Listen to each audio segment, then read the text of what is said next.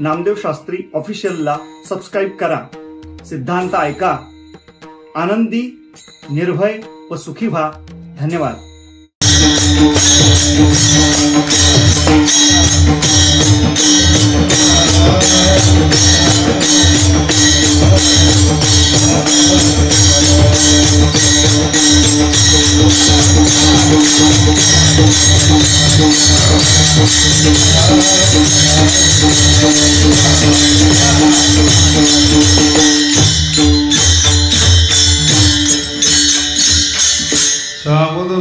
सावध झालो हरीच्या आलो जागरण.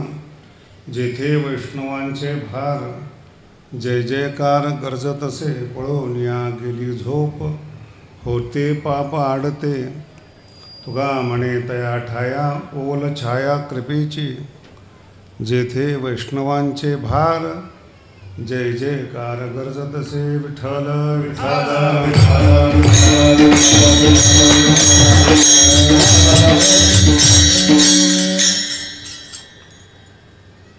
पुरुष जर उत्तम असेल तर उत्तम कार्य होतं हे पुरुषोत्तम महाराजाकडून शिकण्यासारखं आहे.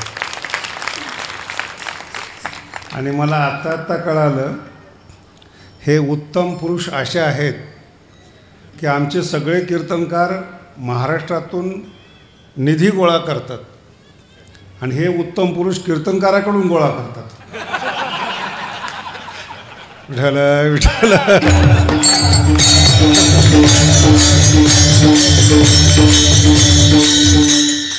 भगवंताने त्यांना आवाजामध्ये देणगी दिलेली फार कमी लोकांना असते. काही देणग्या नैसर्गिक असतात, त्याच्यामध्ये ते एक आवाजाची देणगी आहेत. बऱ्याच लोकांना गळा असतो आणि बाकीच्यांना नरडं असतं. म्हणजे चांगले माणसं जर शेजारी असले तर त्या आवाजाने निघून जातात. पण महाराजांचं कमी वयामध्ये खूप मोठं कार्य आहे आणि स्वतःच्या वर्गणीतून, कीर्तनाच्या वर्गणीतून आणि कीर्तनकाराच्या वर्गणीतून दोन्ही धरावे लागतील ना. आता छान मंदिर बांधले. ज्ञानेश्वर महाराजांचं माऊलींचं मंदिर आहे, चोखोबारायांचं आहे. भगवान श्रीकृष्णावर प्रेम असल्यामुळं त्यांचंही आहे. तुकोबारायांचं मंदिर आहे. कमी वयामध्ये एक चांगल्या पंथामध्ये येऊन नाव कमवता आलं हा भगवंताचा आशीर्वाद आहे. इतक्या कमी वयामध्ये प्रसिद्धी मिळत नसते. खूप अवघड आहे या कमी वयामध्ये प्रसिद्ध. ते आवाज कमी जास्त, लेवल कमी जास्त होतात तुझ्या. विठ्ठल विठ्ठल.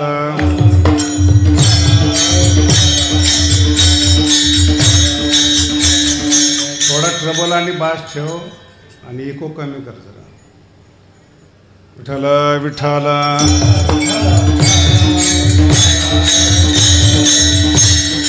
आणि या कमी वयामध्ये जर परमार्थाला यायला मिळालं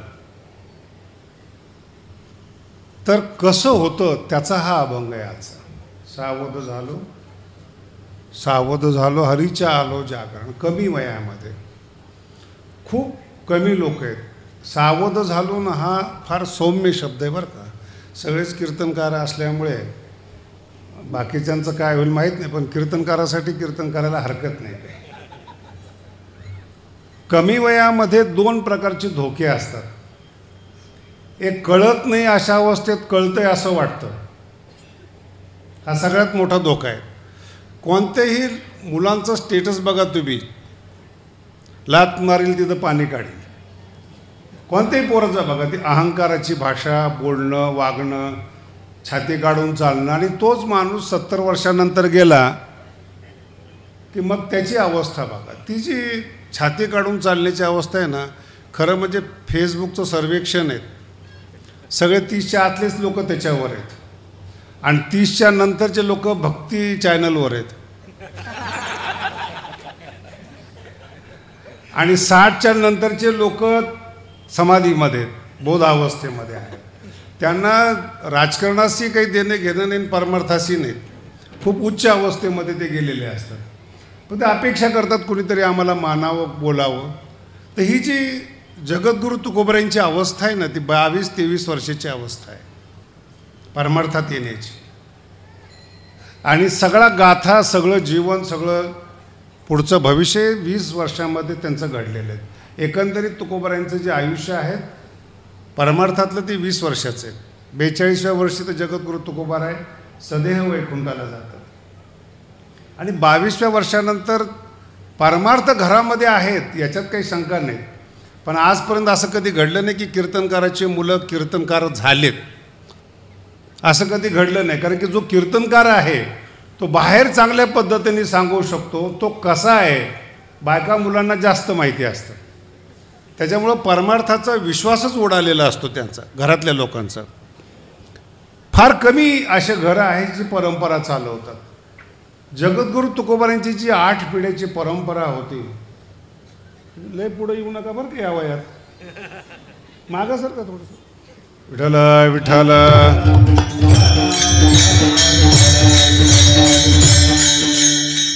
आणि त्या कमी वयामध्ये ज्यावेळेस परमार्थाला यायचं असतं ते का आलो त्याचं हे अभंगामध्ये कारण आहे. सौम्य शब्द आहेत, सावध झालो सावध, सौम्य शब्द आहेत तुकोबारायांचे. खरा भाव असा आहे, अक्कल आली असा अर्थ आहे. या अभंगाचा जो खरा भाव आहे अक्कल आली असा अर्थ आहे, सावध झालो असा अर्थ नाही. तुकोबाराय स्वतः बोलतात सावध झालो, पण त्याचा जर अनुवाद करायचा असेल तर त्याचा अर्थ असा होतो की अक्कल आली. चुकीच्या मार्गाने, चुकीच्या रस्त्याने, चुकीच्या ज्ञानामागे, चुकीच्या नेत्यामागे, चुकीच्या महाराजांच्या मागे मी जात होतो. असं काही समजू नका की परमार्थामध्ये चांगलाच मार्ग आहे. जसं राजकारणामध्ये 2 प्रकारची लोक असतात, समाज कल्याण करणारे असतात आणि आत्मकल्याण करणारे असतात. याला कीर्तनकारांना कळत नाही म्हणल्यानंतर अजून याच्यापेक्षा म्हणजे मला अडचणीत नका आणू सगळे कीर्तनकार मिळून.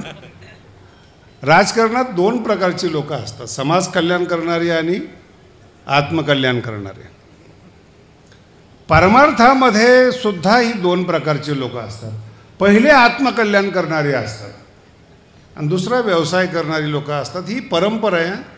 दिवस आणि रात्र याला कोणी जगात बदलू शकत नाही. ज्ञान बदलू शकत नाही, क्रिया बदलू शकत नाहीत. तसं दुष्ट लोक, दैवी संपत्तीचे, आसुरी संपत्तीचे लोक सदैव असतात. आपला मार्ग आपण निवडायचा असतो, याच्यामध्ये काही फार डोकं लावायचं असतं असं नाही. म्हणून 2दा शब्द वापरलेले आहेत, सावध झालो. पहिलं सावधपणा संसारातला आहे, दुसरा सावधपणा परमार्थातल्या खोट्या साधूपासून आहे. काही साधू असे मरेपर्यंत शिष्य ठेवतात. मी ज्यावेळेस न्यायाचार्य करत होतो स्वामीजीकडे, तर 2-3 खूप बुद्धिमान ब्रँचचे लोक आले होते. ते 2-3 वर्ष संन्यास घेतला त्यांनी वगैरे वगैरे, पण त्यांचा असं चेहरा प्रसन्न वाटेना. जेव्हा कधी परमार्थिक लोकांचा चेहरा प्रसन्न वाटत नाही तेव्हा असं समजावं की चुकून आलेले माणसं आहेत.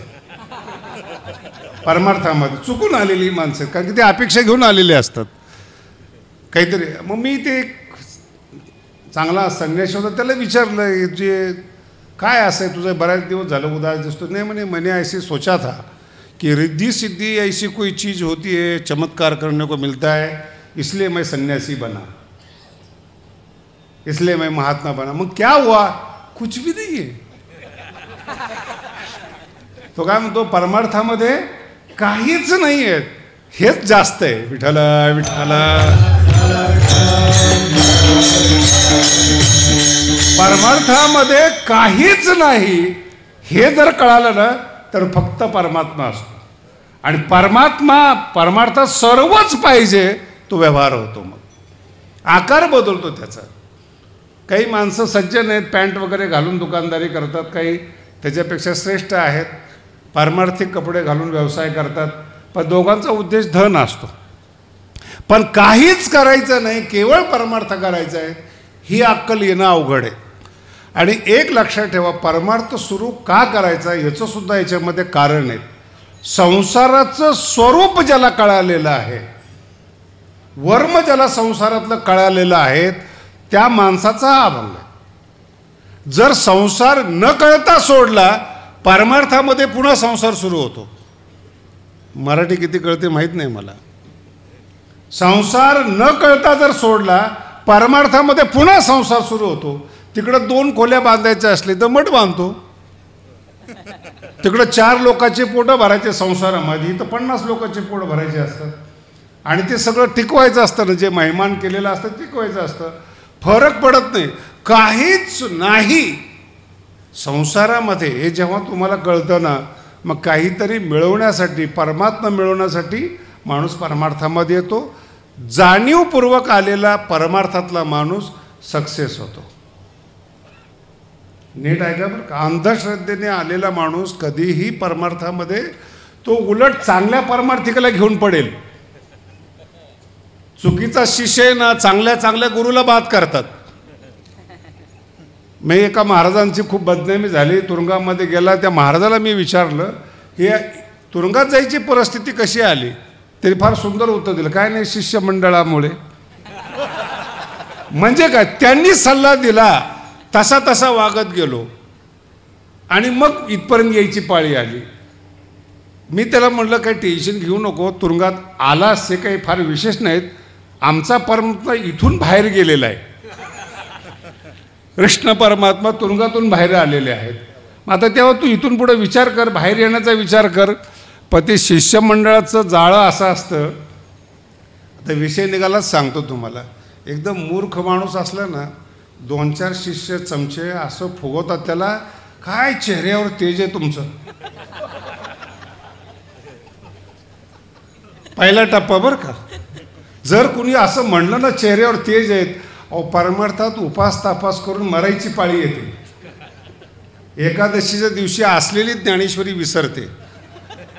आणि हा सांगतो काय चेहऱ्यावर तेज आहे. पहिलं खोटं. तिथून थोडंसं. आणि दुसरा माणूस आला, आज काय बोललात तुम्ही, हृदयाला लागलं.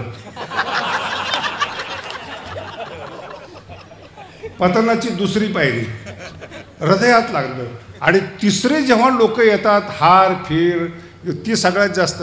तुम्ही एक लक्षात ठेवा, निंदेनं माणूस जागा होतो जो बुद्धिमान असतो, आणि स्तुतीनं बुद्धिमान माणूस पतित होतो. सगळ्यात मोठी पायरी पतित होणे. रामायणामध्ये एक गोड प्रसंग आहे. हनुमंतराय लंका जाळून आले. हनुमंतराय लंका जाळून आले. रामचंद्र प्रभूच्या पाया पडल्या तर ती कीर्ती पसरलेली होती.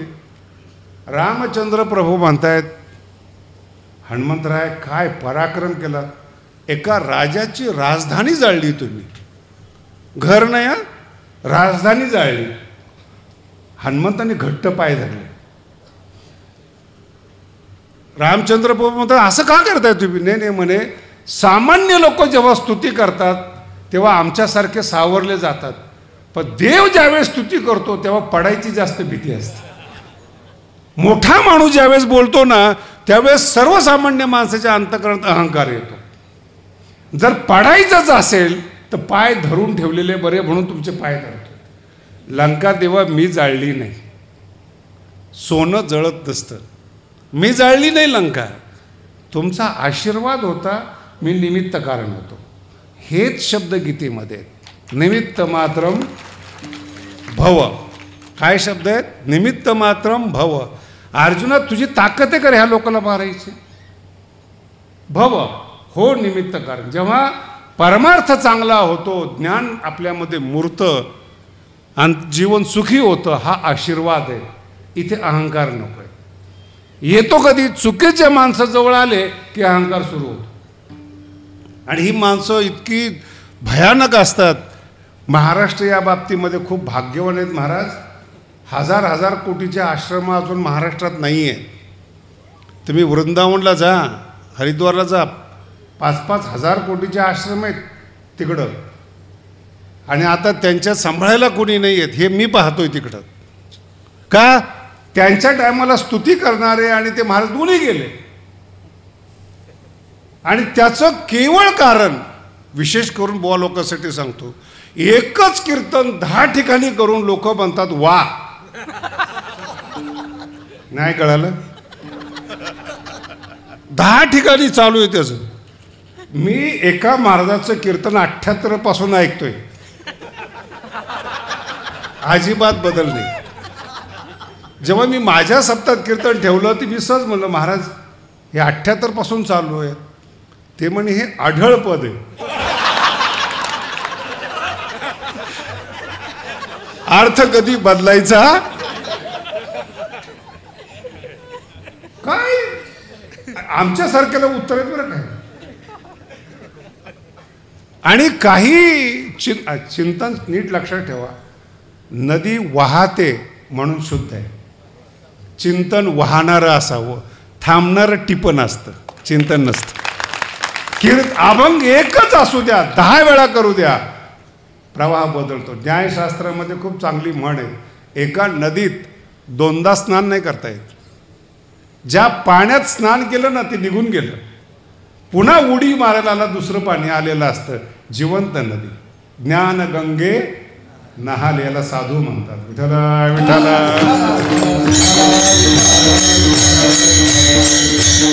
हा सावधपणा आपल्यामध्ये पाहिजे.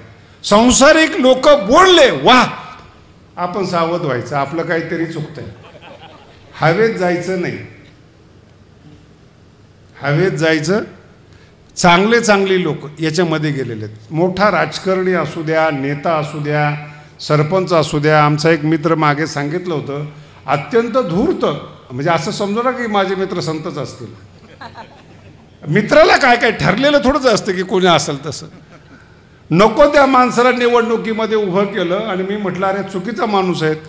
म्हणे महाराज तुम्ही आमच्या गावात वर्षातून एकदा येत आहे, तुम्हाला तो चुकीचं वाटतो, आम्हाला किती वाटत असेल, मग तू का तुझ्या पॅनलमधून उभा केला? तो कुणाच्या पाया पडत नव्हता, आता उभं केलाय, पैसे देऊन तो सगळ्यांच्या पाया पडतो, एवढीच इच्छा आहे आमची. स्तुती, सावध झालो, पहिला शब्द आहे. कोणापासून सावध व्हायचंय? आपलं जीवन जिथं थांबवलं जातं त्या संसारात पहिल्यांदा सावध व्हा. आणि दुसरा शब्द असा आहे, आमचे कीर्तनकार आहेत, दुसरा शब्द असा आहे, आपल्या बोलण्याला जर परमार्थिक लोक चांगले म्हटले तर पुन्हा सावध व्हा, 2दा सावध व्हायचं. जर हरीच्या जागरणाला, आजचा दिवस जागरणाचा आहे, हरीच्या जागरणाला यायचं असेल तर 2 वेळा सावध झालेला माणूस मग परमार्थाला योग्य अधिकारी आहेत. पहिला संसारिक लोकांपासून शिकवतातच नाही बोलू. तुम्हाला एक व्यवहार सांगतो मी, तुम्हाला एक प्रश्न विचारतो. संपूर्ण जगात एक मान्यता आहे, योगाने रोग जातो, बरोबर आहे का? योगाने औषधं कशाला विकतात? हाय कुणाकडे उत्तर? योगाने रोग जातो, औषधं कशाला विकतात? एकदा का व्यापाऱ्यामध्ये साधू सापडला ना, व्यापारीची ताकद आहे, साधूला सुद्धा व्यापारी बनवतात. जो विकला जात नाही योगा, तो सुद्धा विकला जातो व्यापाऱ्याच्या संगतीमध्ये. फार अवघड आहे हे प्रकरण. बरं, आता दुसरा टप्पा असा आहे, का पैसे कमवू नये? अर्थ हा पुरुषार्थ, का कमवू नये?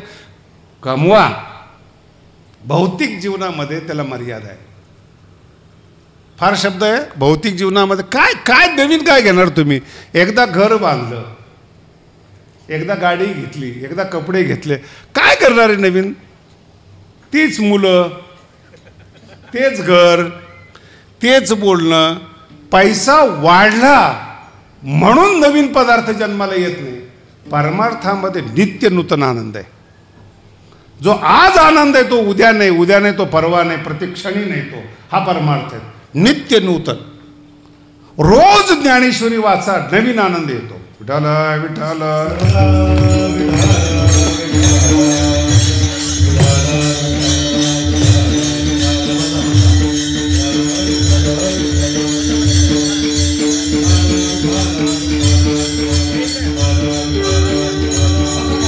बजाओ बजाओ.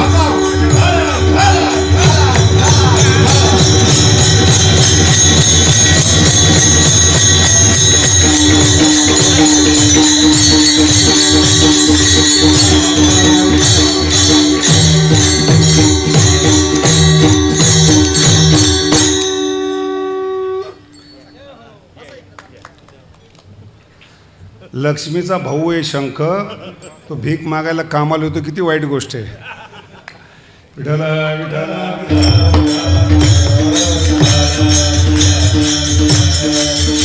नवीन काहीच नाही संसारामध्ये, काहीच नवीन नाही.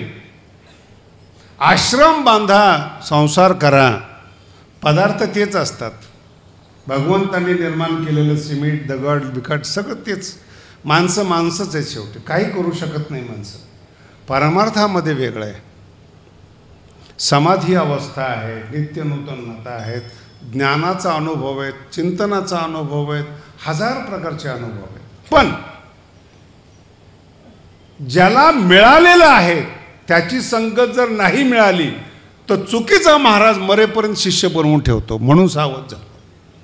काहीच नसतं. आळंदीमध्ये सुद्धा असे काही आश्रम आहेत, तिकडं आहेत. कुछ नाही बेटा, सेवा करो. कितना दिन सेवा करो, अपने आप ज्ञान हो जाएगा.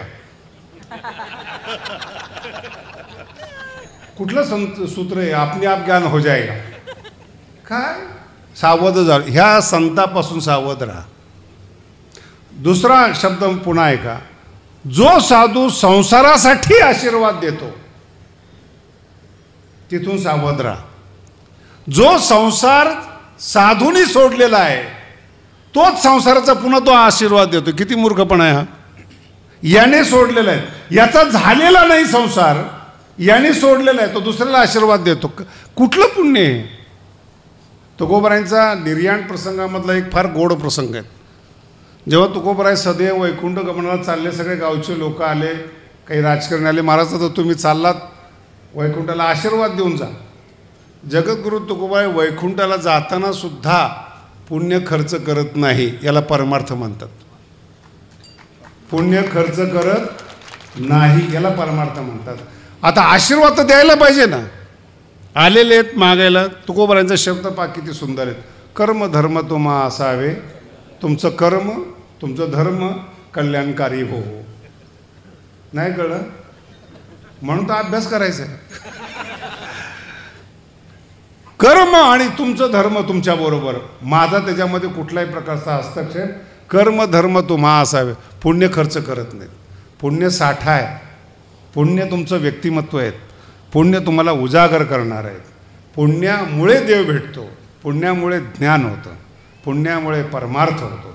पुण्याची गणना कोण करी, हा साठा आहे परमार्थातला. आणि हे पुण्य जर खर्च करायला लागलं ना तुम्ही, सांसारिक लोकापेक्षा ऐश्वर्य संपन्न जीवन जगता येतं परमार्थात, पुण्य खर्च करत असाल तर. आणि मग दया पुण्याची ही ओवी ना फार गोड आहेत, लक्ष देण्यासारखी. उटी शब्दाचा खूप सुंदर अर्थ आहे. आतमध्ये मूर्ती असते आणि वरून उटी लावली जाते. कीर्तनकारासाठी बोलतोय. आतमध्ये ओरिजिनल मूर्ती असते आणि वरून उटी लावली जाते.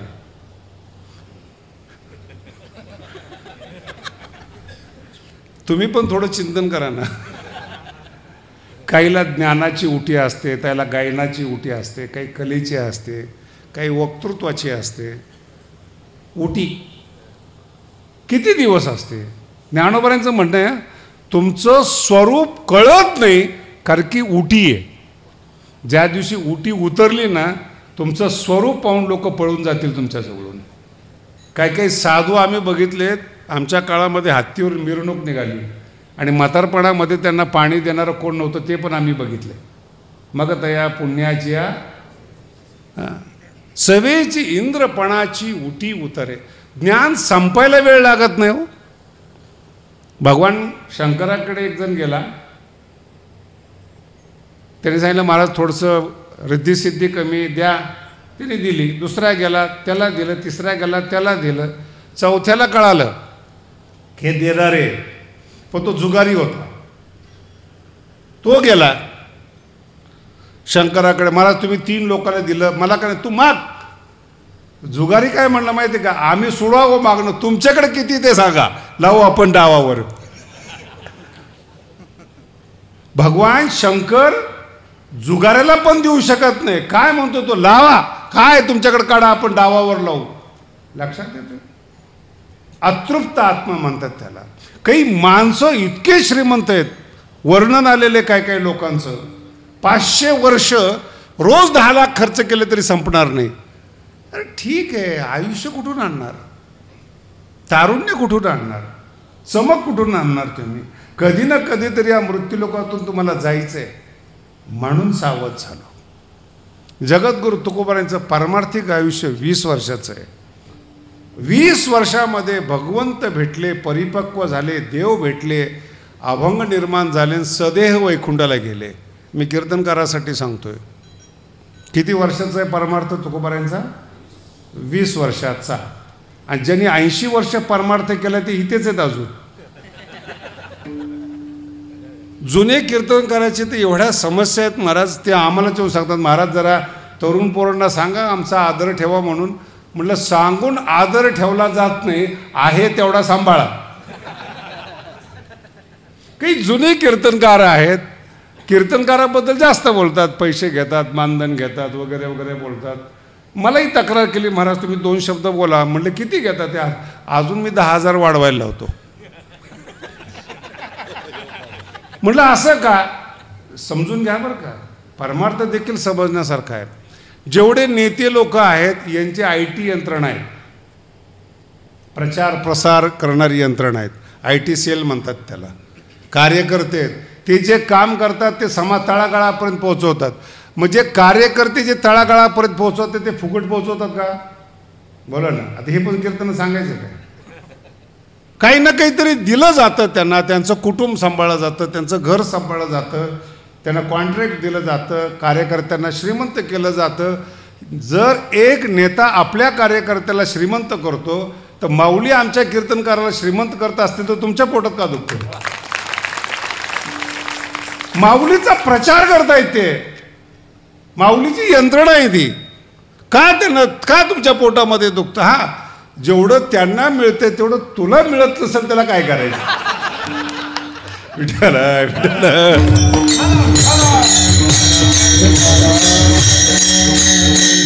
आमच्या नारळी सप्ताहामध्ये माझाच मित्र होता, खूप अभ्यास आहे त्याचा, संस्कृतचा खूप अभ्यास आहे. त्याचा अभ्यास माझ्याशिवाय कुणाला समजत नाही.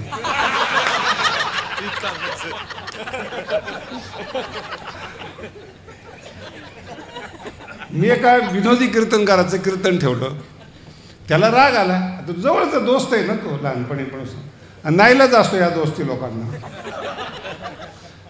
काय महाराज म्हणे ह्याचं कीर्तन कुठे ठेवायचं असतं का? म्हणे का ह्याच्यापेक्षा तर मी कीर्तन करतो, चांगलं कीर्तन करतो. असं कोण म्हणतं? मी म्हणलं तर मी म्हणतो.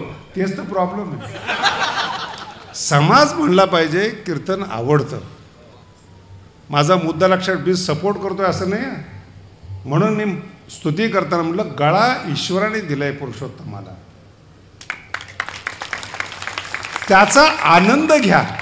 तो किती घेतो याच्यावर विचार नका. अगदी उघड बोलतोय. निसर्गाने दिलंय ना त्याला. निसर्गाने एखाद्याला विनोद बुद्धी दिलेली. तुम्ही करा बरं विनोद. काही असे कीर्तनकार आहेत, विनोद करायला गेला तर अगोदर ते हसून घेतात आणि त्यांच्या हसण्यावर लोक हसतात, मग यांना कळतं की कशावर हसले. विषयाची मांडणी, वक्तृत्व या सगळ्या गोष्टी महत्त्वाच्या आहेत. का असं होतं जीवनामध्ये? निसर्गाने दिलेलं आहे, नैसर्गिक बुद्धी. आणि एक लक्षात ठेवा, भगवंत एकासारखं एक कधी तयार करत नाही. हा नियम आहे. मागे षष्टीच्या टायमाला हा विषय झाला होता माझा. ज्ञानेश्वर महाराज हे महाराष्ट्राला मूळ आहे. महाराष्ट्राचा आत्मा म्हणजे ज्ञानेश्वर महाराज आहेत. विठोबाचा प्राण सखा शब्द आहे. प्राण म्हणजे हातपाय कापले तरी चालतात, माणूस जिवंत राहतो. पण श्वास नसला तर, तसं विठ्ठलाला जर जिवंत ठेवायचं असेल तर माऊली हे प्राण आहेत. संतांची वाक्य आहेत. आणि मी माझ्या कीर्तनकाराला सांगितलं की ज्ञानोबराय आहेत, नाथ महाराज, नामदेव महाराज, तुकोबाराय सगळे माऊलीचं अनुकरण करतात. पण माऊलीची भाषा कुणाला बोलता येत नाही. निवृत्तीनाथांना बोलता येत नाही, बाकीचं सोडून द्या. सगळे कीर्तनकार विद्वान माऊलीचं अनुकरण करतात. सगळं माऊली माऊली म्हणतात, सगळे अनुकरण करतात. त्यांची भाषा कुणाला बोलता येत नाही, पण माऊलीचाच प्रचार सगळे करतात. काय एकेकांचे शब्द आहेत महाराज, कैवल्याचा तुकोबरायासारखे मज पामर आहे हे अवघड आहे बरं. देवाशिवाय कुणाची स्तुती न करणारे तुकोबार आहे. मज पामर आहे काय, ही ज्ञानाची उंची आहे. मी अजून काय बोलतोय तुम्हाला समजत नाही, तुमच्या चेहऱ्यावर मला येतं. काय म्हणतात ते, ही ज्ञानोबरायांची उंची आहे. सगळे संत मान्य करतात ज्ञानोबरायांची उंची आहेत. आणि महाराष्ट्र गल्ली बोळ्यातल्या एखाद्या महाराजाला संत मानतो हे त्याचं पाप आहे. सगळा महाराष्ट्र ज्यांना माऊली मानतो ती माऊली कळत नाहीत. आणि आशीर्वाद देणारा संत जेव्हा संत वाटतो तेव्हा आपलं पाप आडवं आलेलं असतं. चुकीच्या माणसांना, चुकीच्या लोकांना जेव्हा आपण संत मानतो तिथं सावध होण्याची गरज आहे. आणि या अभंगाचं वैशिष्ट्य असं आहे, न साधूकडे जा न संसाराकडे जा, हरीच्या दरबारात या, पहिलं चरण जायचं.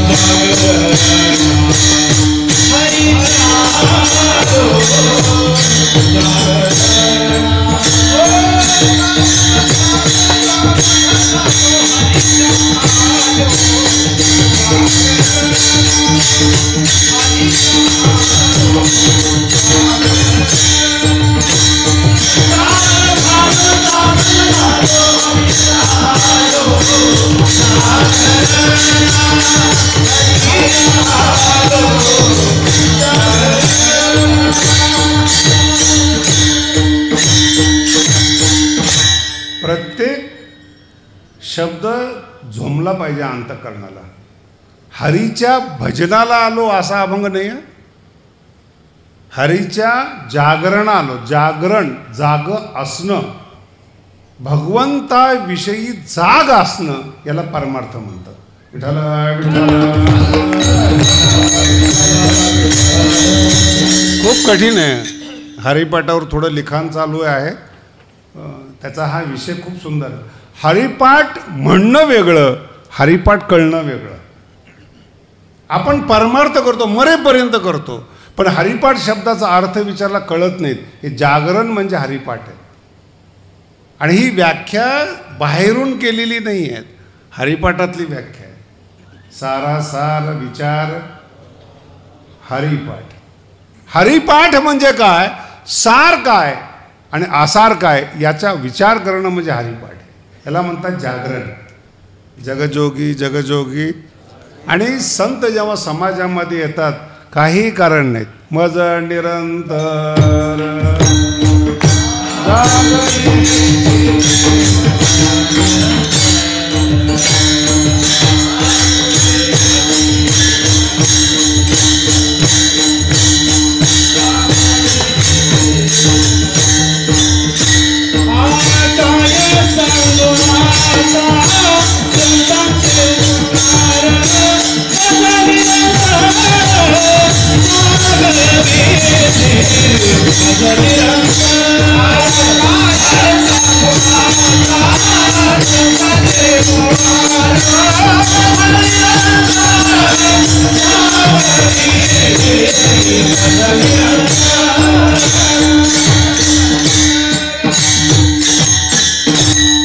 परमार्थात देव भेटो न भेटो, संत भेटो न भेटो, ही जे जागवण आहे ना, जाग, याचं नाव आहे सावध होणं.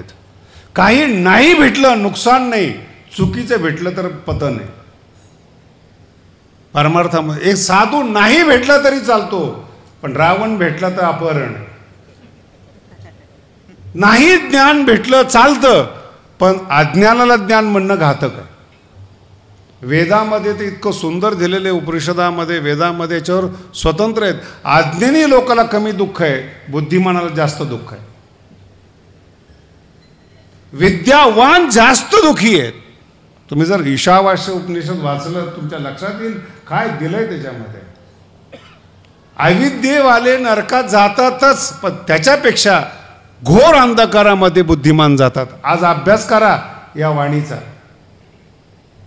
शहरातले लोक दुःखी आहेत, शहरातले लोक टेन्शनमध्ये आहेत, शहरातल्या लोकांना गोळ्या लागतात. आणि ग्रामीण भागामध्ये या, मी आता येताना तुमच्याकडे येताना बघितलं, मी जरा रस्ता चुकला होता, बाजार रस्त्यात टाकल्या होत्या. वर ईश्वर, खाली पृथ्वी आणि मध्ये झोप. टेन्शनच नाही महाराज. या झोपेसाठी लोकांना इंजेक्शन घ्यावं लागतं. हे काही बुद्धिमान आहेत काय? आपल्या हाताने आपल्या भोवती जाळं विणलेले आहेत. यथोर्ण नाभि सृज्यते गृह्णतेच. मकडी असते ना, ती स्वतःच्या जाळ्यात अडकते. बुद्धिमान लोकांनी आपल्या भोवती कल्पनेचं जाळं विणलेलं असतं, त्याच्यात स्वतःला गुंतून घेतात. माझा मीच झालो कैसा पुत्रदारा कैसा मित्रो, स्वतःच्या जाळ्यात.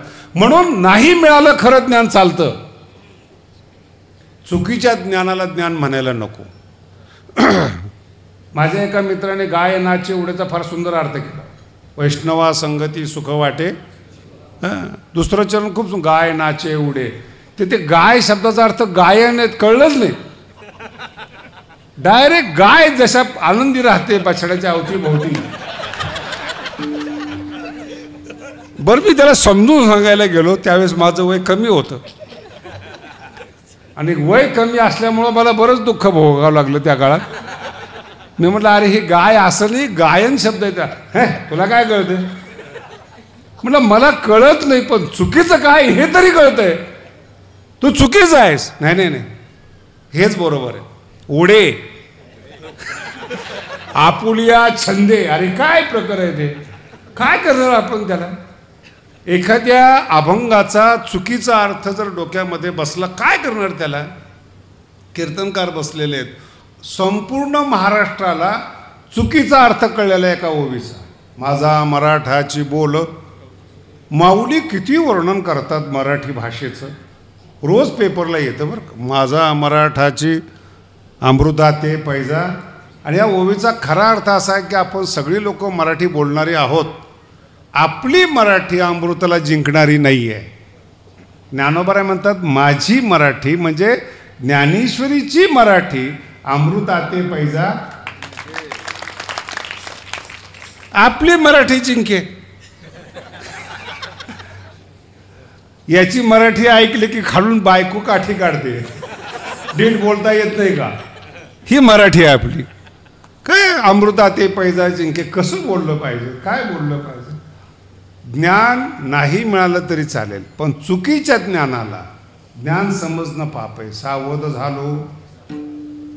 संसारातली माणसं आहेत, परमार्थाच्या वेशामध्ये संसार करतात, त्याला साधू समजणं चुकीचं आहे. सावध झालो. संसारामध्ये काही नाही आहेत, सावध.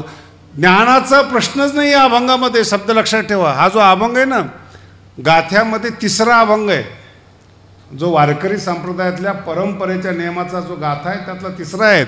सावध झालं तर पुढं रस्ता आहे, खड्ड्यात गेलं की तिथंच परमार्थ संपला. म्हणून पहिलं काय, काहीच करू नका, निर्णय करू नका. बुद्धिमान माणसं निर्णय करत नाहीत, साधना करतात. काय आहे परमार्थामध्ये पाहू द्या, मग निर्णय द्या. म्हणून सावध झालो. आणि सावध होण्याच्या पाठीमागं दुसरा शब्द आहे निरीक्षण. काय शब्द आहे? आणि ही बुद्धी फार कमी लोकांना जीवनामध्ये येते बरं का. तुम्ही आता माझ्यासमोर सगळीच माणसं जेवण करतात, हो, उपाशी थोडंच कुणी राहते. पण ते जेवणातला जो एक निरीक्षण करण्याचा आनंद आहे ना, की चटणी कशी झाली, भात कसा झाला, आमटी कशी झाली, त्या वस्तू खाता खाता ज्यांच्या जिभेला किती घटक त्याच्यामध्ये मिळाले कळलं ना, त्याला ज्ञान म्हणायचं. नाही तर महात्म्य असतात, नाहीतरी सगळं पोटातच जाणार आहे म्हणतात. अरे ज्ञानोबरांची ओवी किती सुंदर आहे महाराज. सुगरण आणि कारण की जेवण हे सुद्धा परब्रह्माचं लक्षण आहे. तुम्ही आज कीर्तनाला बसला त्या मग अन्न हे पूर्ण ब्रह्म आहेत आणि ते ब्रह्माची जर तुम्हाला चव येत नसेल तर काठीने काढलं पाहिजे. काय काही काही माणसं एवढे विचित्र आहेत, ठेसाच खातात. खाण्याबद्दल वाद नाही पण आणि पुन्हा पुरुषार्थ. महाराज आमच्यासारखी मिरची कोणी खात नाही म्हणजे चुकीची कल्पना आहे. जिभेच्या संवेदना मेल्यात, जीभ राठ झाली, नैसर्गिक स्वाद येत नाही म्हणून अतिरिक्त तुला टाकावं लागते मिरची. मग तेव्हा जीभ जागी होते आणि मग कळतं की नाही आता जेवण झालं. जेवण नाही आहे, जीभ बोथट झाली याचं लक्षण आहे. अजून बोलायचं का तुम्हाला?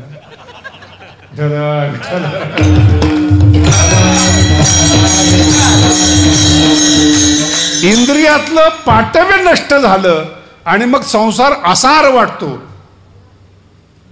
म्हाताऱ्या माणसाजवळ बसा बरं, संत आणि म्हातारा माणूस सारखंच बोलतात.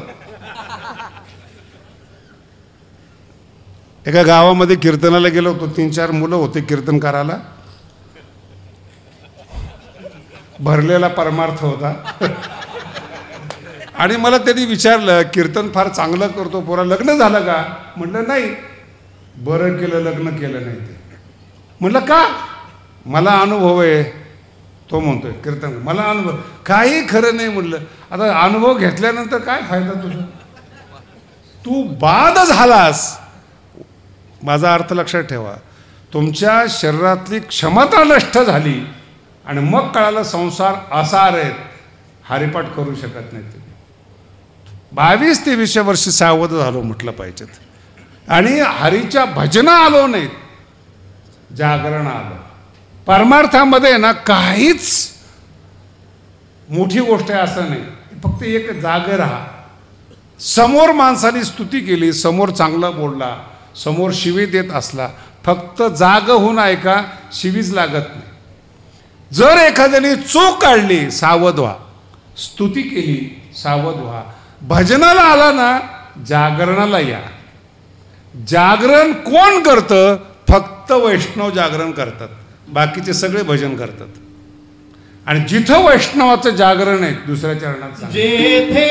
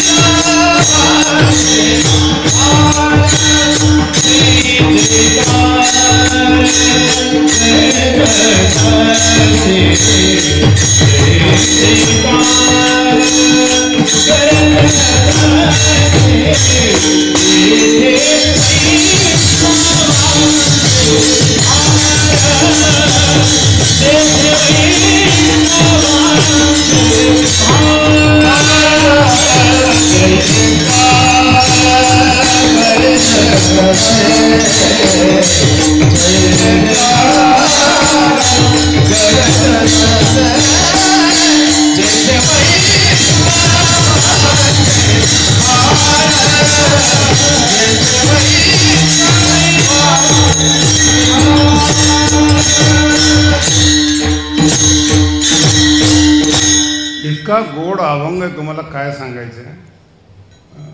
जितकं होईल तितका प्रयत्न करतो. अभंगच अभंगाला सोडवत असतो.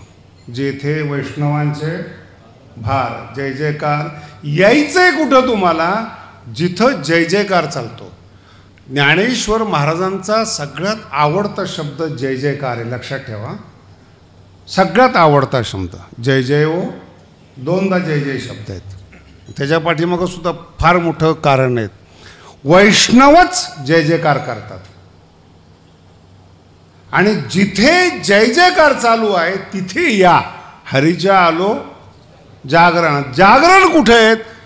भार म्हणजे समुदाय, जेथे वैष्णवांचे भार समुदाय, आणि जो समुदाय जय जयकार करतो तो योग्य समुदाय. जो राजकारण करतो त्याला समुदाय म्हणू नका, तो पंथ होतो. एकाच ज्ञानोबरायांची आपण मुलं आहोत. आपल्यामध्ये किती प्रकार आहेत. कोणी जय म्हणत नाही, कोणी विठ्ठल विठ्ठल म्हणत नाही, कोणी ठोपा रखमाई म्हणतं, कोणी ज्ञानबा तुकाराम म्हणत नाही, कोणी रामकृष्णारी म्हणतं.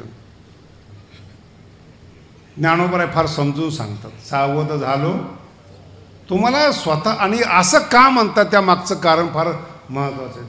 तुम्ही आम्ही एकदाच जन्माला आलो आहेत. आता बहुत दिवसा एकदाच जन्माला आलो. हा जो आयुष्याचा भाग आहे ना, पत्त्यावर जुगारावर टाकू नका. अंधश्रद्धेनं कुणालाही श्रेष्ठ मानू नका. वारकरी संप्रदायातली विशेषता आहेत. तुम्हाला एखादा साधू चांगला वाटत असेल तो तुमचं नशिबाचा भाग आहे. नाही कळालं? सीतेला वाटलं हा साधू आहे रावण, त्याला मी काय करणार? तुम्हाला वाटलं एखादा मूर्ख, एका साधू तर इतका मोठा होता, मला त्याची म्हणले शिष्य अनुग्रह घ्या. म्हणलं काय घ्या? सगळं पाप झालं. म्हणलं केलं कोणी? माझे शब्द गंभीरतेनं घ्या. आजही लोक बघा धर्मांतर करत असताना म्हणतात आम्ही तुमच्या पापाला नष्ट. अरे केलं कोणी पाप? भजन केले ना आम्ही आयुष्यभर, ज्ञानेश्वरी वाचली. नाही नाही, एक धर्म झालेला माणूस माझ्याकडे आला होता. धर्म महाराज तुमचे सगळे पाप नष्ट करू. केलं कोणी पाप? नसलेलं पाप ह्याच्या डोक्यात टाकलं. जसं काय आपण अपराधी आहोत. एकदा आयुष्य मिळालेले आहेत, आपल्याला आपली सोडवणूक करून घ्यायची आहेत. कोणाचे गुलाम होऊ नका. लक्षात ठेवा. नाही तुम्हाला ज्ञान मिळालं, नाही देव मिळाला, आहे त्या अवस्थेत स्वतंत्र आहात. एखाद्या सिद्धांताला, एखाद्या पंथाला, एखाद्या गुरुकडे बांधून घेऊ नका.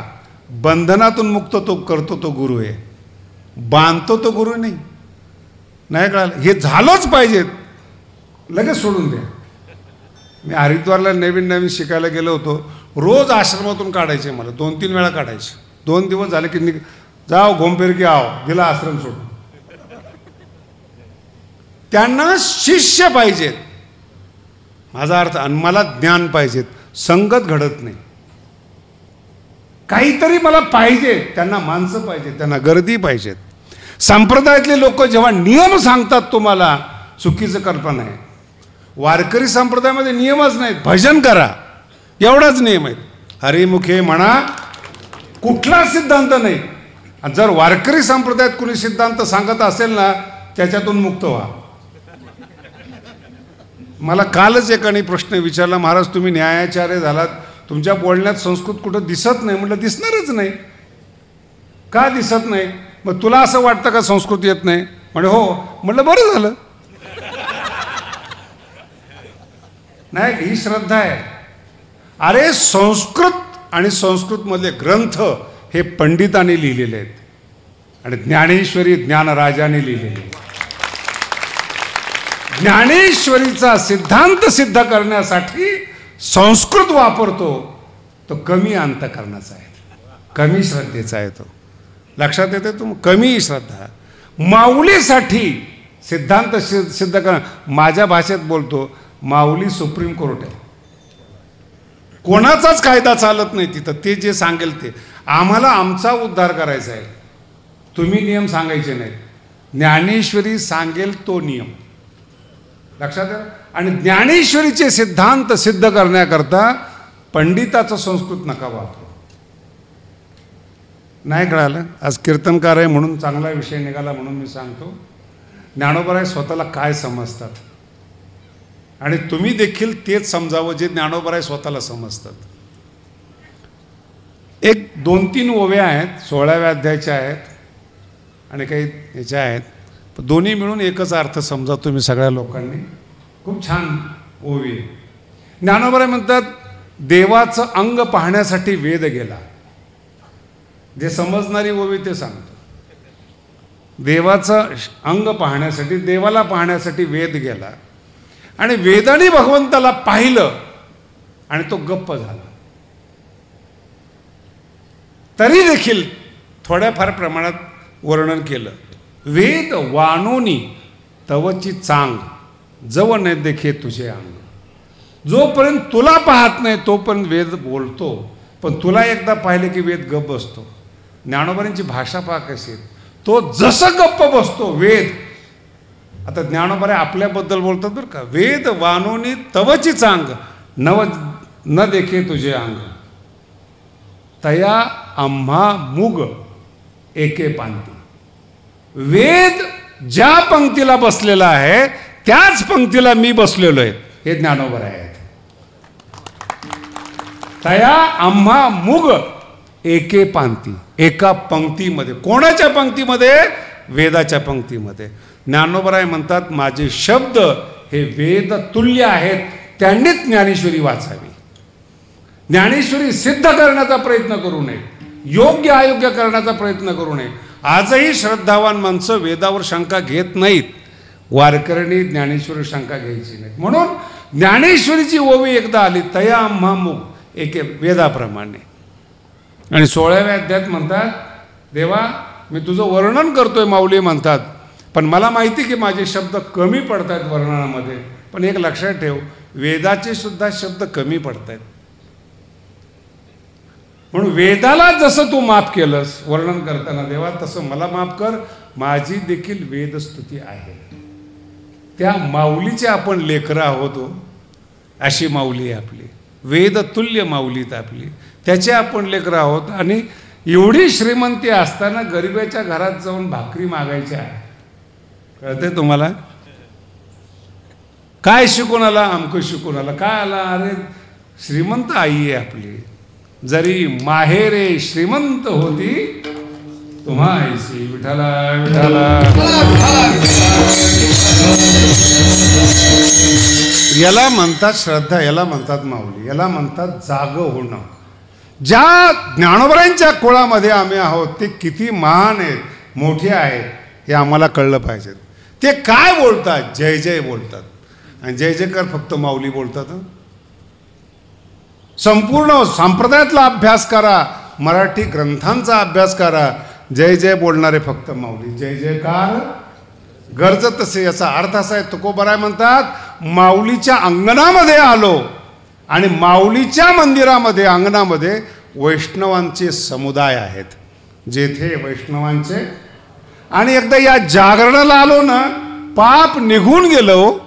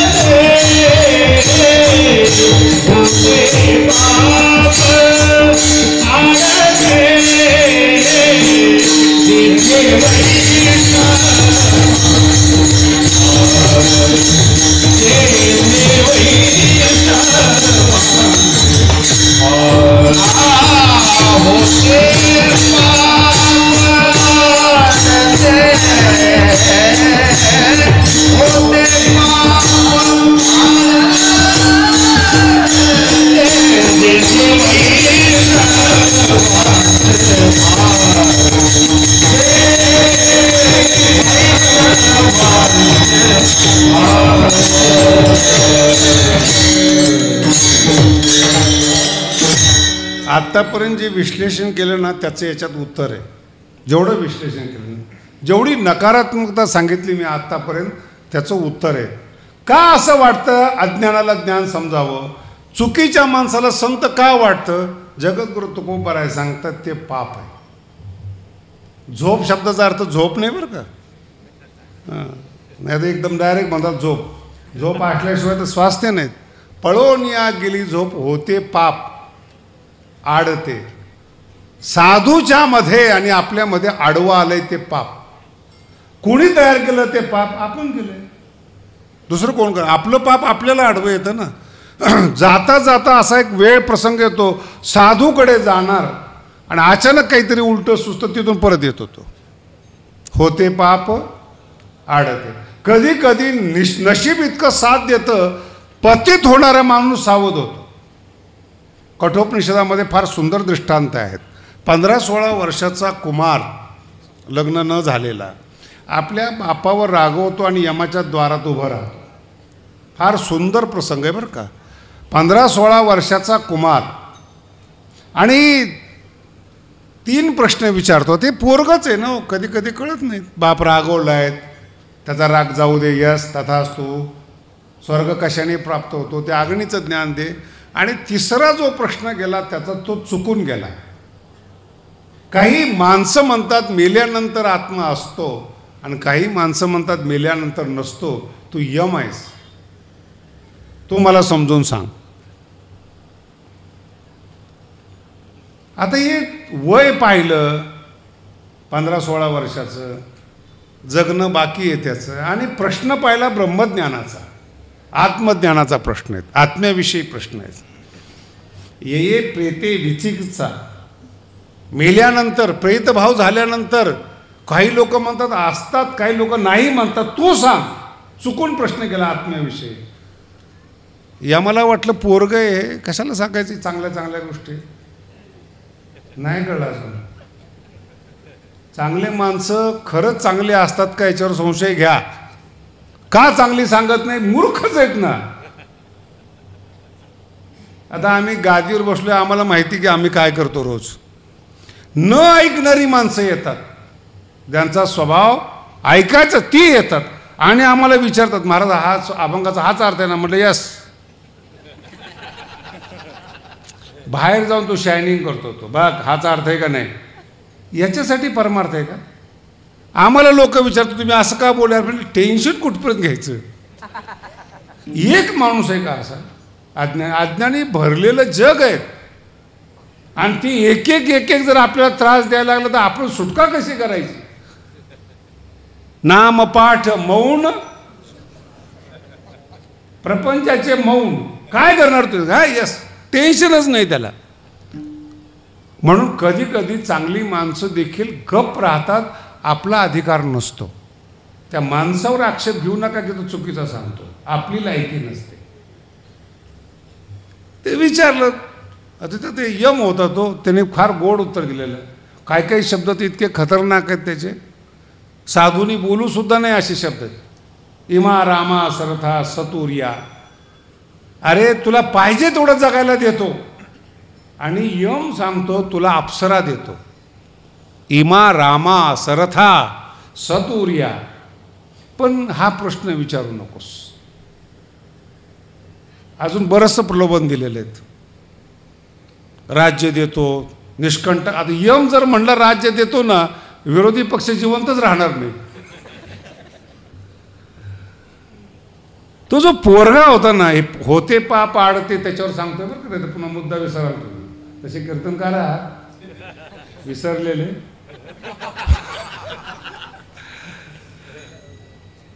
होते पाप आड. त्याला मला 2 प्रश्न विचारले आणि काहीच बोलला नाही. 3ऱ्या प्रश्नाला हा स्वर्ग देतोय, राज्य देतोय, जोपर्यंत जगायचंय तोपर्यंत देतोय, तारुण्य देतोय, सगळं देतोय हा, आणि उत्तर देत नाही. याला म्हणतात सावध झालं. होते पाप. तो मुलगा आहे 15 वर्षाचा, पापच केलेलं आहे. तो विचार करतो, आता सहज देणारा माणूस सगळंच द्यायला तयार झालाय, काय कारण आहे त्याचं? एक शब्द फार गोड आहे, तवैव वाहस तव नृत्य गीते. अरे यमा, तुझी तुलाच लखलाप, मला नकोय, मला फक्त प्रश्नाचं उत्तर दे. जगद्गुरु तुकोबाराय म्हणतात, हा दिवस आपल्या जीवनात उगवायला पाहिजे. काहीच नको देवा, फक्त सावध ठेव. 15 वर्षाचा मुलगा यमासारखा ब्रह्मज्ञानी फसवतो आणि तिथं जे उदयाला येतात ते पुण्य आणि आपलं पाप उदयाला येतं. द्यायला सुरुवात, यस देऊन टाका. नारद फिरायला आले, 10-12 ठिकाणी बघितलं, मोठे मोठे संन्यासी तपश्चर्या करतात, भक्त तपश्चर्या करतात. देवाकडे जाऊन तक्रार केली, देवा तुझ्यावर किती लोक प्रेम करतात आणि तू त्यांना भेटायला येत नाही, चल माझ्याबरोबर. नारद असते, भक्त फार अंतःकरणाने कवळे असतात बरं का. कोणीही फसवतं भक्तांना, ज्ञानी लोकांना नाही फसवत. भगवंताला घेऊन आले. भगवंत म्हटले, मी वैकुंठाहून आलोय, आता अर्धा किलोमीटर राहिले, तेवढं बोलव त्यांना. भगवंत बसले, गेला तू सगळ्याला बोला, सगळ्याला देव पाहिजे, चला माझ्याबरोबर. आणि जेवढे पारमार्थिक लोक होते सगळे त्याच्या मागं आले. नारद पुढं, सगळे संन्यासी संत मागे, लोक पुन्हा मागे, देव आले देव आले म्हणायला. भगवंतांनी मध्यंतरी पाऊस पाडला पैशाचा. किती लोक थांबले, होते पाप त्याच्यावर बोल. किती लोक थांबले, साधक होते, आपण हे सोडून परमार्थात आलोय, पुढं निघाले. सोन्याचा पाऊस पाडला. किती लोक थांबले. तपस्या देव कशा करता पाहिजे, ह्याच्यासाठीच पाहिजे ना. मग हिते जर मिळत असेल तर पुढं कशाला जायचं. मानकाचा पाऊस पडला, हिऱ्याचा पाऊस पडला आणि पुढे गेल्यानंतर अप्सरा नाचत होत्या. किती बुवा शिल्लक राहतील. आणि जेव्हा भगवंताला नमस्कार करायला गेला नारद, देवा बघ तुझ्यासाठी किती लोक आलेत. देव म्हणले, फिरून बघ जरा, एक सुद्धा शिल्लक नव्हता. होते पाप. आपल्या सुप्त भावना आहेत, सुप्त कामना आहेत, त्या आपल्याला देवापर्यंत जाण्यासाठी, ज्ञानापर्यंत जाण्यासाठी आडव्या येतात. दबलेले आहेत त्या अंतःकरणामध्ये. आणि त्या भावना जेव्हा उफळून, तो विषय निघल्याबरोबर उफळून येतात. काहीला मान मिळत नाही. ही छोटी छोटी मुलं आहेत ना, परमार्थामध्ये आळंदीला येतात आणि जेव्हा ते 2-4 वर्ष हरिपाठ चांगला म्हणतात, 1-2 कीर्तनं पाठ करतात आणि जेव्हा गावाकडे जातात तर सगळे पाया पडतात. आता ह्या वयामध्ये 20-22 वर्षाच्या मुलांच्या जर 80-80 वर्षाचे माणसं जर पाया पडले, त्याचं डोकं ठिकाणावर राहील का. माझ्या काळात एका 14 वर्षाच्या पोराने ज्ञानेश्वरी पाठ केली. त्याचं पाप त्याचा बाप. ज्ञानेश्वरी पाठ कोणी केली, पोरांनी 14व्या वर्षी. पाप त्याचा बाप. माझ्या पोराने ज्ञानेश्वरी पाठ केली, जाईल तिकडं त्याला घेऊन फिरायचा. रोज 1 लाख रुपये त्या काळामध्ये, 79-80च्या काळामध्ये. आणि लोक प्रश्न विचारायचे ज्ञानेश्वरी घेऊन, ही ओवी सांग, तिची पाठ होती ज्ञानेश्वरी. सगळा महाराष्ट्र तिच्या पाया पडायला. 5 वर्ष धंदा व्यवस्थित चालला, होते पाप. आणि ते पोरग 20 वर्षाचं झालं, अजून जिवंत आहेत. ते फक्त मला एकट्याला माहिती की याची ज्ञानेश्वरी पाठ होती. मग दया पुण्याच्या पावटी. त्या कच्च्या वयामध्ये, कच्च्या ज्ञानामध्ये जी प्रसिद्धी मिळाली, ते पाप त्याने त्या पुण्याचा भाग भोगला, शिल्लक राहिलं ते पाप.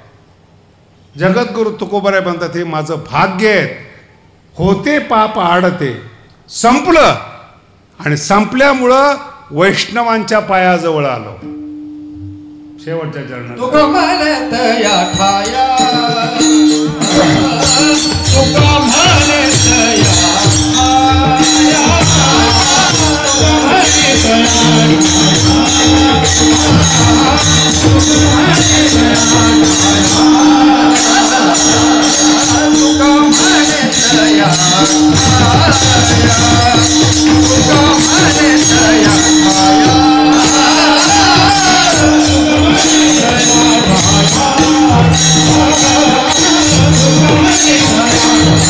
Ah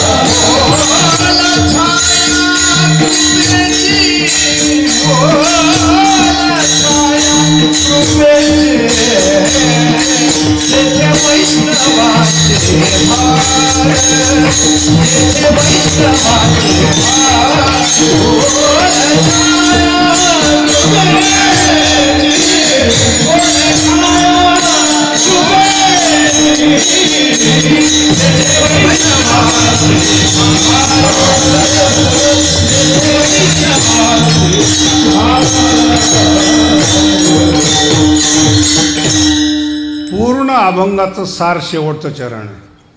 का वैष्णवांच्या जागरणाला जायचं, का वैष्णवाच्या समुदायात, पूर्ण अभंगाचं सार शेवटच्या चरणामध्ये. जगद्गुरु तुकोबाराय म्हणतात, तया ठाया. वैष्णवांच्या ठिकाणी दोन प्रकार आहेत, कृपेची सावली आहेत आणि ओलावा आहे. खूप अवघड अभंग आहे बरं हा. कृपेची सावली आहे वैष्णवांच्या जीवनामध्ये आणि ओल आहे. ह्या दोन गोष्टी एकत्र आजपर्यंत कुठं पाहिलं नाही वैष्णव सोडून. एक तर लोक ज्ञानी असतील, कृपा करणारे असतील, किंवा एक प्रेमी असतील. आणि काय भगवंताने केले मला नाही माहिती. जे प्रेमी आहेत त्यांच्याकडे ज्ञान नाही. असे बरेचसे लोक आहेत, साधू संत प्रेमी आहेत, अक्कल नाही. त्यांचे मठ आहेत मोठे मोठे. मला तर एक जण म्हणे, महाराज आमचा साधू एवढा मोठा आहे. म्हटलं प्रवचन कीर्तन मौन आहे. म्हटलं का मौन आहे? मौन आहे. म्हटलं आलं तर पाहिजे बोलायला. नाही कळालं. जे मौनी लोक आहेत ना त्यांना एकच अभंग सांगा, आम्हा घरी धन शब्दाचीच, आणि हा बावळट मौन ठेवतो. अरे शब्द हे किती भाग्याने मिळतात महाराज. संत होणं सोपं आहे, अनुभवातले शब्द येणं अवघड आहे. म्हणून ज्ञानोबा आहे. किती संत झाले 700 वर्षामध्ये, अभंग नाही करता आले. संत होणं सोपं आहे, साक्षात्कार होईल, अभंग नाही करता येणार. शब्दांची कृपा वेगळी असते. काही असे ज्ञानी आहेत पण चेहरा पाहिला ना चप्पल काढावी वाटते. 10व्याचा चेहरा, अहंकारने पूर्ण ओथंबलेला, चालताना बोलताना असं. म्हणजे हा त्यालाही कधी कधी भास होतो का नाही माहीत नाही की मी माणूस आहे म्हणून. ते तुकोबारायचा अभंग आहेत, आटोनी वेटोनी बांधला मुंडासा, फिरत असे म्हैसा जनामध्ये रेडा. असं ज्ञानाचा मद आले शब्द आहे का. ज्ञान पाहिजे, ज्ञानाचा मद नकोय. ज्ञानी असावं माणसं आहे. म्हणून ही जे शेवटच्या चरणामध्ये दोन जॉईंट आहेत, ज्ञान आणि प्रेम, प्रेमाचा ओलावा आणि ज्ञानाची कृपा, दोन्ही एकत्र वैष्णवामध्ये आहेत. विठ्ठल विठ्ठल. आणि दोन्ही एकत्र फक्त ज्ञानेश्वर महाराजांमध्ये, इतर कोणातच नाही. एक तर ज्ञानी असतील, आणि ज्ञानी लोक तर इतके भयंकर आहेत महाराज, डोकंच खराब करतात. परमार्थात आलेल्या माणसांना जर ही ज्ञानी लोक भेटले ना, तुकोबारायांचा अभंग सांगतो, जाईल भंगोणी आपुला विश्वास. असे असे तर्क देतात की असं वाटतं की माळ तोडलीच पाहिजे. एका माणसाला रोग झाला करोनाच्या काळामध्ये. डॉक्टरने त्याला सांगितलं खाल्ल्याशिवाय पर्याय नाही, आणि त्याच्या गळ्यात माळ, आणि त्याला माळ तोडायची इच्छा पण परमिशन पाहिजे. म्हणून तो माझ्याकडे आला. म्हणे महाराज असं असं सांगितले, तोडल्याशिवाय पर्याय नाही. म्हटलं खाल्ल्यानंतर काय अजरामर होणार आहे का. राहू दे म्हटलं, असंही जायचं आहे तसंही जायचं आहे. नाही नाही म्हणे महाराज काहीतरी परमिशन द्या. म्हटलं नेमकं इच्छा आहे का तुझी, अजरामर होणार आहे का. नाही बघतो, कट्टर राहा. तर्क देतात, जगू शकत नाहीत, अमकं होणार नाही, तमकं होणार नाही, माळा तोडतात लोक. काही काही आळंदीला गेलेले महाराज 10-15 वर्षांनी भेटले ना, तर हे कधीतरी आळंदीला होते का याचं नाम निशाण राहत नाही चेहऱ्यावर. आणि ते पुन्हा सांगतात काय खरं आहे आळंदीमध्ये. म्हटलं आळंदी सांगती जगत खरं नाही तर तुझं काय खरं. काय खरं म्हणजे काय, खरं नाही हे सांगतात माऊली. लटिका व्यवहार, काहीच खरं नाही, तू काय टेन्शन घेतो. तू जे करतो परमार्थ सोडून. म्हणून हे दोन शब्द कधी लक्षात ठेवा. प्रेमाचा ओलावा पाहिजे तो ज्ञानोबरायामध्ये, आणि कृपेची पाहिजे. तुका म्हणे तया वैष्णवाच्या संगतीमध्ये, तया ठाया तो का म्हणे तया ओल छाया कृपेची, गारवा मिळाला पाहिजे. संसारातून तापलेली माणसं आहेत. ज्ञानोबांनी अशी सुंदर कल्पना केली, तुम्हाला मी सांगतो. श्लोकाक्षर द्राक्षलता मांडवी झाली आहे गीता, संसार पथश्रांता विसंभावया. काय ओवी आहे. संसारात तापलेली जी माणसं आहेत ना, ह्या तापलेल्या माणसासाठी श्लोकाक्षर द्राक्षलता, द्राक्षाचा बाग ज्ञानेश्वरी. आणि जी तापलेली माणसं आहेत ना, या सगळ्यांनी गीतेच्या मंडपात यावं. मांडवी झाली आहे गीता, संसार पथश्रांता, संसारात दमलेली माणसं जर विश्रांती घ्यायची असेल तर आत्महत्या या. संसार पथश्रांता. आता हा झाला गीतेचा प्रकार. याचा पुढचा प्रकार सांगतो. संसारात दमलेली माणसं गीतेत विश्रांती घ्यायला येतात. आणि देवाला जर विश्रांती पाहिजे असेल तर नामदेव महाराज म्हणतात,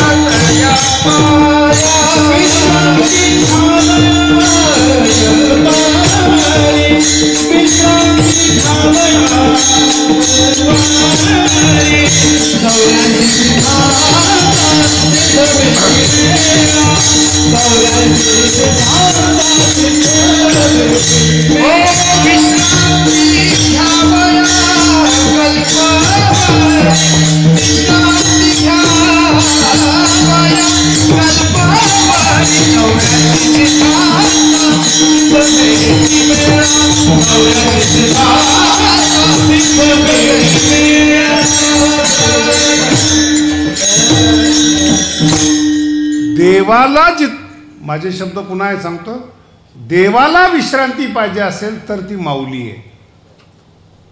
या शब्दांचा आकार बघा कसा आहे. जग निर्माण करणारा, सगळे मूर्ख माणसं जन्माला घालून ज्याला विश्रांती मिळाली नाही, जो विटेवर उभा आहे, त्याला नामदेव महाराज म्हणतात, तुम्हाला विश्रांती पाहिजे का? चला तया विश्रांत एका दिवसाची विश्रांती नाही. कधी कधी पाहुणे चांगले असतात 2 दिवसासाठी, माहेर पण 2 दिवसासाठी विश्रांतीसाठी, परमनंट नाही. विश्रांती घ्यावया देवाला विश्रांती. हा अभंगच तिकडं आलेला आहे. तो का म्हणे तया ठाया ओल छाया कृपेची. ज्ञानेश्वरी प्रेम देणारी आहेत. आणि कृपा, कृपा शब्द फार गंभीर नाही बरं का. आपण मोठ्यावर करतो ती श्रद्धा, मोठं आपल्यावर जे प्रेम करतात ती कृपा. लक्षात ठेवा. कृपा म्हणजे असं काय वरून काहीतरी आलं फिलं असलं काहीतरी डोक्यात. कधी कधी मेडिकलचे लोक आहेत ना, असे असे पॉईंट सांगतात ना. मी एका ठिकाणी गेलो होतो, अनुभव आला. मी म्हटलं काय करताय तुम्ही? हे सगळे डुप्लिकेट मेडिकलवाले बरं का, ओरिजिनल नाही. पण असे जाड शब्द वापरतील की ती तुम्हाला वाटलं पाहिजे. मला म्हणे ते PC मध्ये ज्या काही घटना लपलेल्या आहेत ते आम्ही मसाज करून काढतो. म्हटलं काय अमेरिका मूर्ख आहेत का लोक मूर्ख आहेत? वर्तमान काळात असे काही लोक आहेत, कॅन्सर नीट करतो आम्ही, एड्स नीट करतो. अरे म्हटलं काय अमेरिका वगैरे मूर्ख आहेत का? यांना मोठं मानणं हे आपलं पाप आहे. त्याच्याही पुढं जाऊन सांगतो, अंधश्रद्धा मानणं पाप आहे. चांगल्या संतांना संत न मानणं होते पाप आडते. ज्ञानेश्वरीमध्ये या ओल छाया कृपेची, प्रेमाची ओल. ओल शब्द फार गोड आहे बरं का. तुम्ही एखादा बंगला आहे, मोठा बंगला आहे, 5 स्टार हॉटेल आहे, तुम्ही जा, सावली मिळेल, ओलावा नाही मिळणार. आणि तुमचा जुना मित्र आहे जो आरे तुरे बोलतो तुम्हाला, पण त्याचं लहान घर आहे, तिथं जाऊन बसा, प्रेमाची ओल मिळते. ओल. कोरडं जीवन आहे ना संसारातलं, ते ओलीनीच पूर्ण होतं. विठाला विठाला.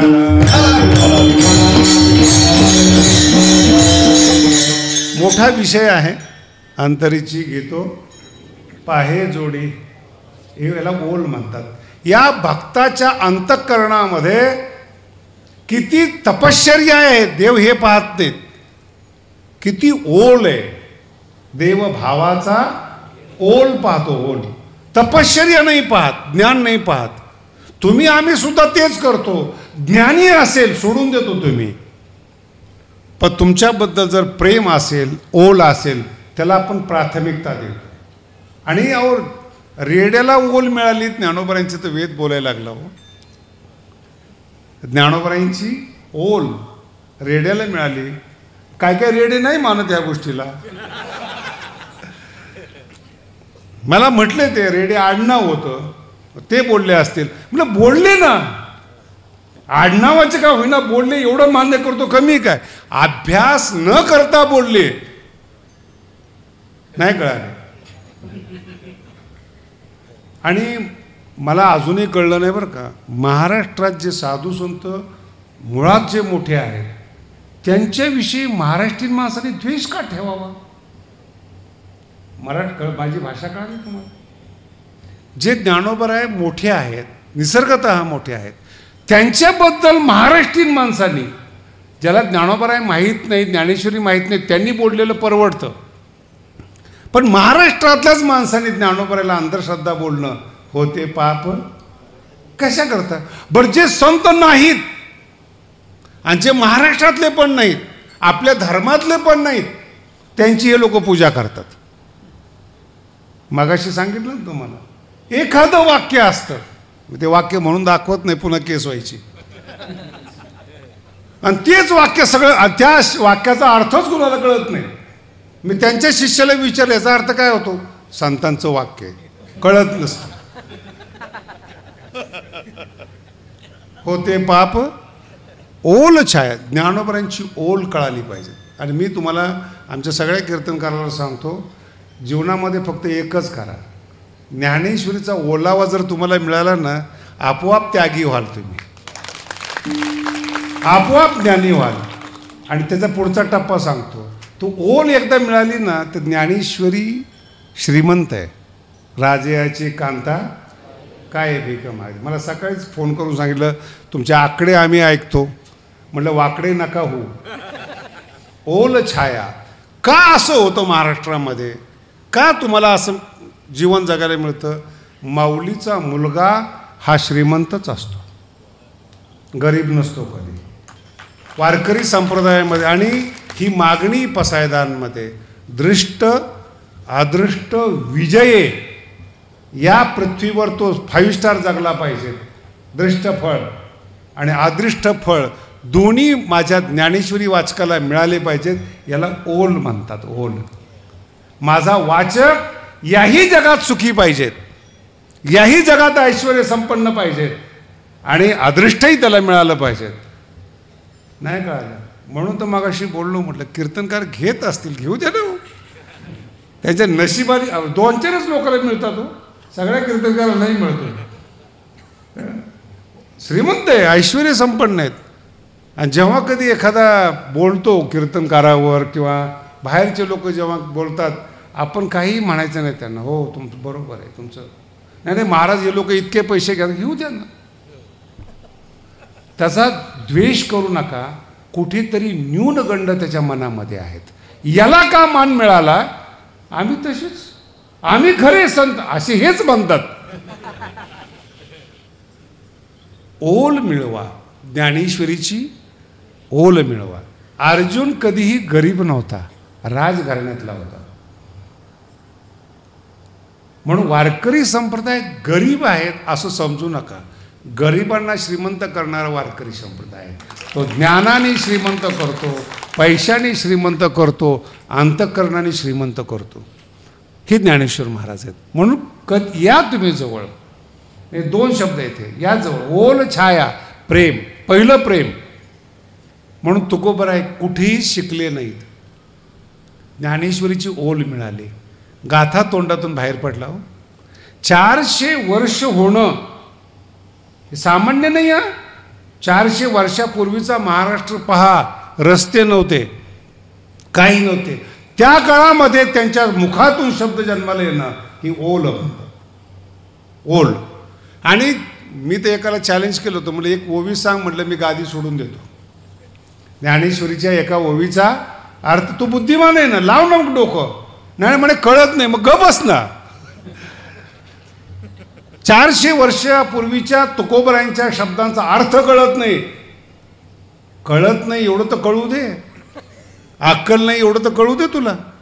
कोणाचा द्वेष करावा? ज्ञानोबरायांचा, तुकोबरायांचा.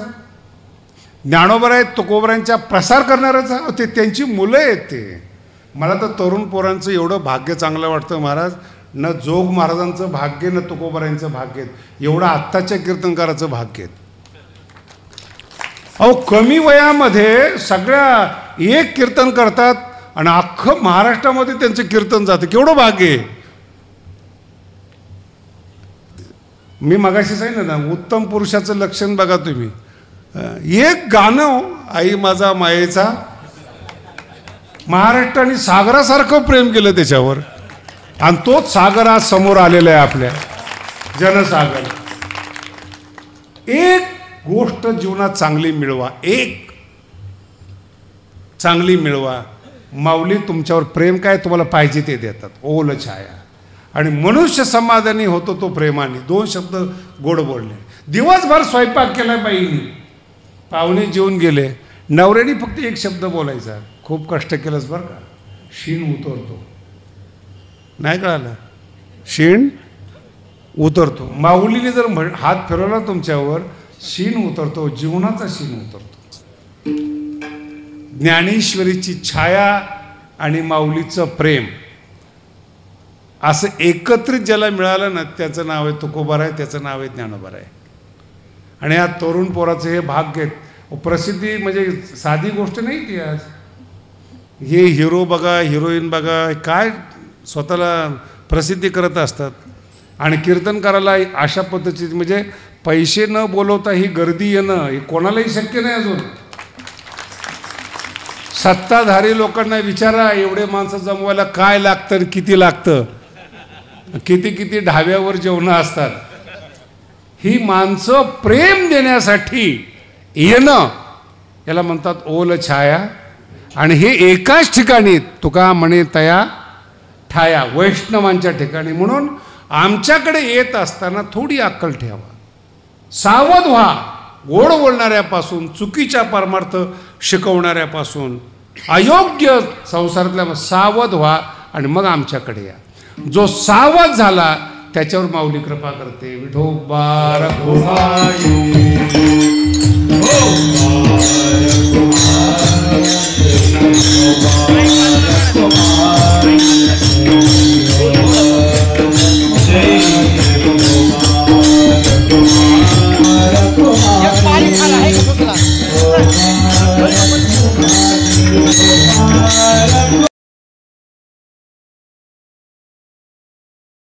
नामदेव शास्त्री ऑफिशियलला सबस्क्राईब करा. सिद्धांत ऐका, आनंदी, निर्भय व सुखी व्हा. धन्यवाद.